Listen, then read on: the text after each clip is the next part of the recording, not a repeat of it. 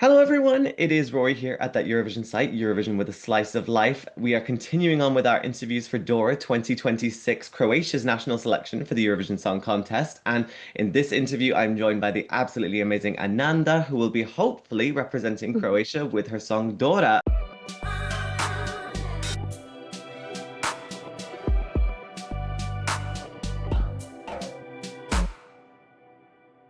Dobro jutro, kako si?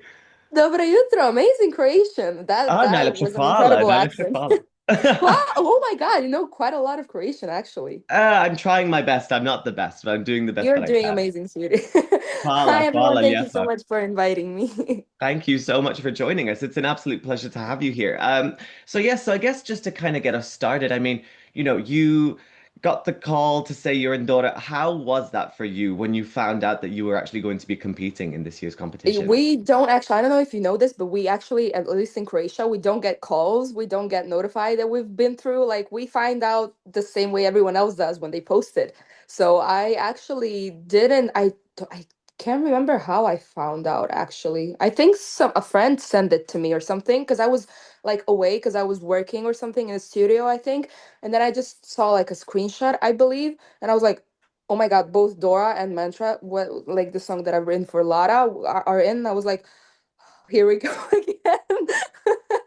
In the best way, though. I'm very grateful and happy. I'm in Dora this year. But it's been incredible. I actually haven't been giving it much thought that I was gonna make it through this time. That's why we planned on releasing the EP, and that's why it got out like in the middle of the period, because we were like that was already planned and set for release. And then Dora happened, and I was like, I'm not going to cancel the EP for Dora. We might as well just, release it. So yeah, it's been hectic, but it's been great. I mean, that's the thing as well. Like, obviously, when you're competing in a song contest like this is the perfect opportunity to release more music so that people can actually get to know your music a little bit more. So Yeah, really, it that's was true. probably the best thing, actually. So Maybe it turned out well. Yeah. yeah, it's done really well. And of course, you've done Dora before. You did it last year, Lies Lay Cold. Everyone loved that song. You became a huge Thank fan you. favorite. So, like, how was it to think you've had this experience? You thought, let's go back in. Let's just do it one more time. What brought you back to Dora? Well, I actually wasn't thinking of applying this year. I was definitely thinking perhaps some in the following years. But I haven't had much thought of it this time because I didn't think I was ready. I had some health issues after Dora that I was still going through, slash I'm still going through. So nothing grave, but like enough for me to, think that perhaps it could have a better time to do it.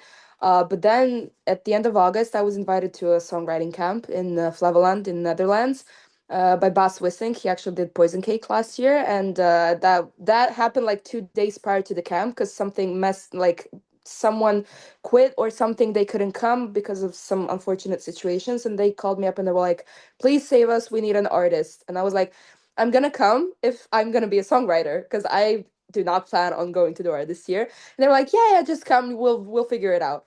And then I packed my bags in 2 days and I went to Netherlands and on the camps, I'm sure you already know, but every morning they put you with other people. And the first morning they put me with this particular group, and I came and they were like, "So what kind of song do you want to do today?" And I was like, "Huh? What?" I was like, "What kind of song do you want to do today? We should do something we're all, excited about." And they were like, well, no, you're gonna be singing it, so it's important you like it. I was like, huh? What? I was like, I turned out extremely stupid in that situation because nothing was communicated enough, which is fine because it was all rushed. But I was like, I'm not going to Dora this year, and they were like, what? And then it was like a bit of misunderstanding. But I was like, well, you might as well if I'm here and I do some great songs, I can release them without Dora and everything. And I had three sets of amazing teams. The first day we all of the songs are like upbeat and like dancey because I was like, you know what, I'm just gonna mess around and be free with it, not give it much thought. And they all turned out amazing. And then the last day, I actually got paired with Chia, Inki, and Diogo, which are the authors of Dora with me as well. And that day I had the least amount of time because I had to leave camp early before everyone else. Because the next day I was flying to Naples from Split in Croatia, so I had to like run around. It was impossible to do, and then I had my birthday as well that I spent in Italy, and it was just hectic. And we Jesus had Christ. it was the word, but I actually wasn't sick for the first time in my life when I was recording Dora. So Well yay done. for me. And yeah, nothing. We had like a very, very, very little time because usually you have until 9 a.m. to 9 p.m. and then you have a listening party. We had until 3 p.m. I think to create, to record me and everything, and I had to go to the airport from Flevoland, and they did all the backing vocals and everything finished. I didn't hear the song before everyone else in the listening party, and then they recorded the reactions for me and everything, and everyone was like they really really liked it, and I was like, well, maybe this is some kind of sign, and then I didn't give it much thought until September, October, and they were like, well, are we sending it to Dora? I was like, let me think about it, and nothing. Then I saw how many people believed in it, and I thought it held a strong message. I wanted to, like, all three songs are amazing and I love all the authors, but I think Dora left the biggest impact both on the camp and with my friends because I was listening to my friends, and that's how it happened. We applied it the very last day, and it got in. So yeah. Hey, I mean, what can I say? I would like to say that that's fate in some kind of way, just working in your favor. Everything lining Maybe, up at maybe just the right time, which is amazing, which is we love to it see, might be, yeah. Yeah, and I guess like as well, like I think a lot of Eurovision fans, the irony is not lost on them that you were singing a song called Dora in a selection called Dora. Was that intentional? Was that or like what is overall like the kind of the message of the song, obviously, because it is also partly in Croatian, partly in English. So, maybe the full story isn't being told maybe for an Mhm. international audience. So Well, when I came to the session, Chia and Inky, mid phone music, were like, "Have you ever done opera?" I was like, "Well, I've been classically trained for 2 years, but nothing like grave. I cannot call myself a classically trained artist." They were like, "Yeah, that's good. Today we want to do like classical composition, including Brazilian funk, because we heard you like it in the previous songs, and then some English drill perhaps, and some Croatian Mediterranean." I was like, what? you know but because there's such an incredible pair of authors, I didn't question it for a second. I was just very privileged to be in the same room with them. I was like, you know what, I want to see how that's gonna turn out. But they had a straight vision of what they want to do with me and what genres to explore. So we just started writing. I was like, well, if we're gonna do like Dora, maybe we want to like pay homage to some perhaps Croatian classical musician. And they were looking it up, and they found on YouTube, they found Dora Pejacevic. And I was like, yeah, Dora is like one of our most esteemed, like the biggest classical. She's very important to us in Croatia. But it didn't click right away that our competition was like named after her. And I was like, something's clicking, but I can't remember. And I was like, oh, Inky, and like the contest is named after her. And then she was like, what? No way, we should make a song about that. And I was like, yeah, let's like connect it to her life. And then we started exploring everything we could, reading up articles, books, everything we had. And we just wanted to share her story because it was really, really inspiring and connected as well on the situation in the music industry, perhaps as well today, and hopefully empower some little girls that want to do music but are perhaps feeling a bit afraid of some things or setbacks they might face. So I think that just overall connects it. We are paying homage to an incredible musician who opened the doors for us in Croatia, especially women, and connecting it to any possible future outcome that might come from it as well. yeah, definitely. I think that's a really amazing sort of homage, a tribute in that kind of way. I think she'd be Thank you. very proud of it for sure. And I hope so. I'm sure she would. It's amazing. And I mean like the cinematic feel of it as well, like coupled with this kind of music video where it's very dark, but there's still this kind of like how you say like almost like a traditional feel to it. I mean, you also had like that kind of almost like a Celtic feel inside of it. I was thinking maybe is that Oh, is that that's where you were so something going cool. for? Yeah, we were, yeah, because we went to shoot that video at the old castle in Samobor, like a little place near Zagreb, and it was freezing. I fell asleep on the floor in the middle of takes because I was so cold. It was just me and the videographer Jelena, and with the drone and the camera and everything, and I was just like so freezing, probably got hypothermia. But I was like, we need to do this at the castle because we wanted to do it in Nashice, originally where Dora was from, but we just couldn't organize because I had to leave for Iceland, and then just wasn't time. And we ended up going to the castle and be like, well, we want to pay homage to at least some certain aspects of how Dora perhaps lived, because she also had a mini castle or of the sorts, where she was living in, and just paying homage to every single piece we can, you know. Yeah, definitely. And I hope as well that while you were in Samabor you had some Kremschnitte there, please. I Oh hope my that you God. I did. actually didn't, because I had this corset that I had to put on, and I was like, I am not eating anything that could bloat me for the sake of the shooting. But after, I did hit some fast food restaurants. As you should, as you should. After a very long day of sleeping on the floor, sometimes you just need that sometimes. Well, sometimes you gotta, in Croatia, we say what you gotta do isn't hard. So, Exactly. Pomalo. That's the main thing, you know. pomalo. Pomalo. Yeah, exactly, exactly. Exactly. Amazing. So yeah, so let's talk about Eurovision then. So like, Eurovision, has it been a very big thing in your house? Have you been a Eurovision fan for a very long time? Like what are some of your favorite songs or your favorite memories from the show? Well, I've been a Eurovision fan since ever, like since I've known from that I exist.